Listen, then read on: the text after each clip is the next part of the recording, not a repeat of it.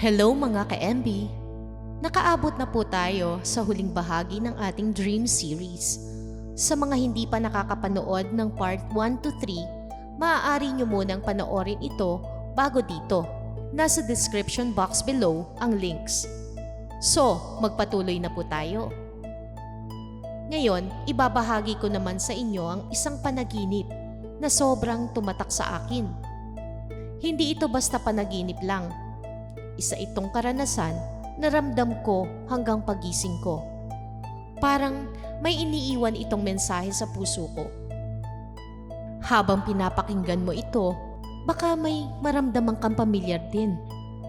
Baka may bahagi nito na parang ikaw rin. Tara!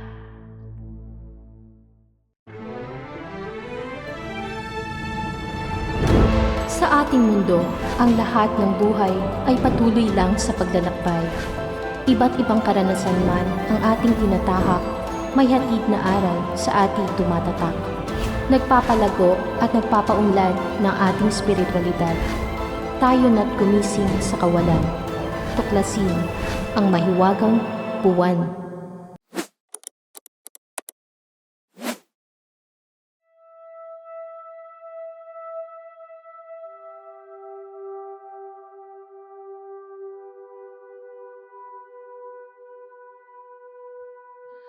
Ito yung aking panaginip kamakailan lang.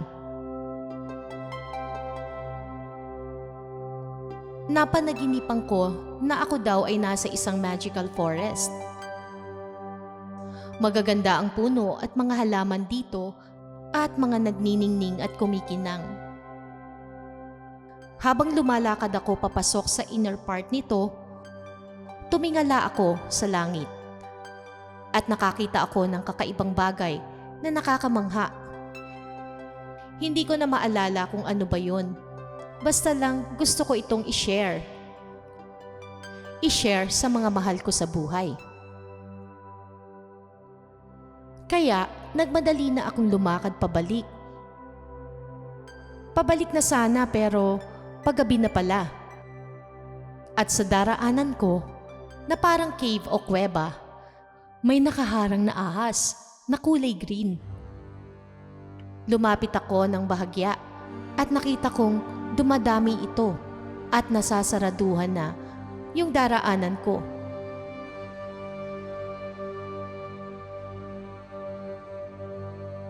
Tumingala ako at nakita ko naman sa same spot sa taas ng mga ahas, may mga dragon-like serpents na green din ang kulay. Sinabi ko sa sarili ko, kailangan kong hindi matakot at sinubukan kong humakbang papalapit. Hindi naman sila umatake at parang maamo na nagbigay daan sa akin. Kaso, natatakot pa din ako pero pinilit kong lumapit pa ulit ng dahan-dahan. Sinabi kong kaya ko to at kailangang maging matapang. At doon natapos yung panaginip. Nagising na ako.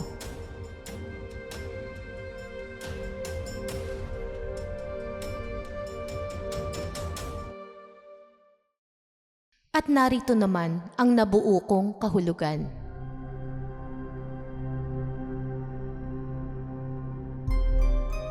Ang mahiwagang kagubatan. Sa panaginip ko, nakita ko ang sarili kong nasa isang magical forest. Napakaganda ng paligid. Ang mga puno ay buhay na buhay.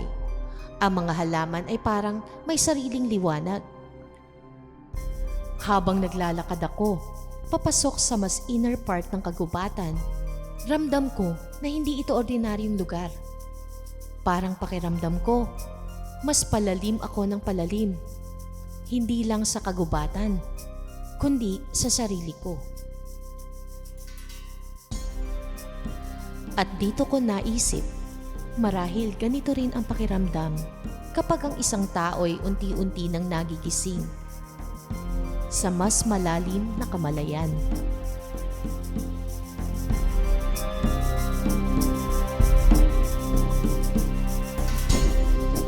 Ang Ang mensahe sa langit.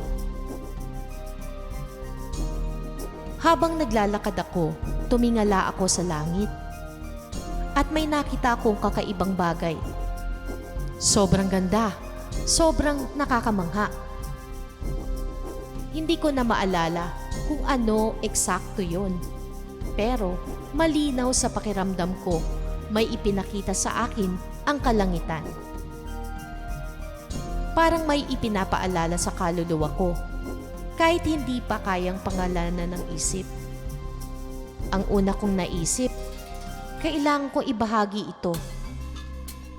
May taong gusto kong sabihan, parang simbolo ng tiwala, suporta o pag-unawa. Pagdilim at ang cave. Habang nagmamadali akong bumalik, napansin kong dumidilim na pala. Ang dadaanan ko ay parang cave o kuweba. Makipot, tahimik at medyo nakakakaba. Sa puntong yun, ramdam ko na hindi na ito basta panaginip na puro ganda lang. Ito na yung parte ng journey kung saan haharap ka na sa mga bagay na matagal mo nang iniiwasan. Ang green snake, Kundalini energy. Sa mismong daraanan ko, may nakita akong malaking berdeng ahas na humaharang. Lumapit ako ng kaunti at doon ko napansin, dumadami sila, parang unti-unti nang nasasaran ang daraanan ko. Sa takot at pagtataka, napatingala ako. At doon ko nakita sa itaas, mga dragon-like serpents.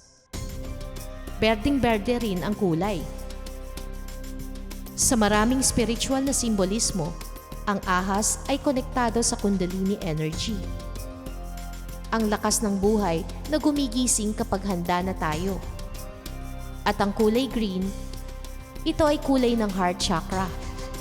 Pagmamahal, paghilom, at emosyonal na katotohanan. Bigla kong na-realize, hindi nila ako hinaharangan para saktan. Hinaharangan nila ako para subukin. Ang mga dragon, mga tagapagbantay. Hindi sila umaatake. Hindi sila nagpapakita ng galit. Sa halip, parang maamo sila. Parang sinasabi nila, nandito lang kami, ikaw ang magdedesisyon. Doon ko naintindihan, ang mga kinakatakutan ko sa buhay, madalas hindi sila kaaway. Sila ang tagapagbantay ng susunod kong yugto. Takot, tapang at shadow work. Kahit ramdam kong hindi sila masama, natatakot pa rin ako. Pero sa loob-loob ko, paulit-ulit kong sinasabi, kaya ko to. Kailangan kong maging matapang. Ito ang totoong shadow work.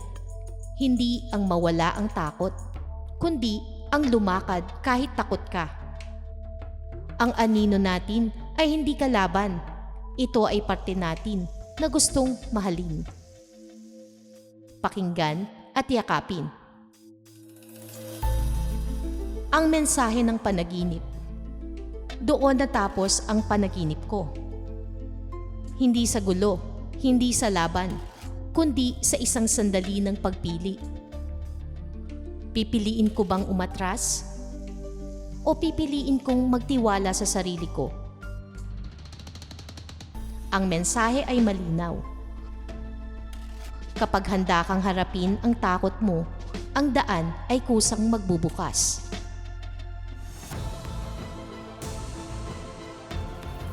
Kung ikaw ay nananaginip din ng ahas, dilim o makipot na daan, baka hindi ito babala. Baka ito ay paanyaya.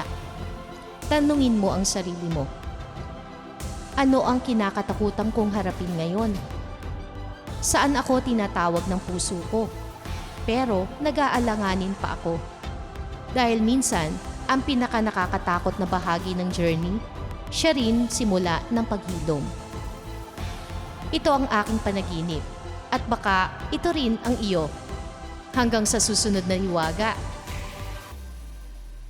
Ito ang mahiwagang buwan. Peace, love, and light. Thanks for watching.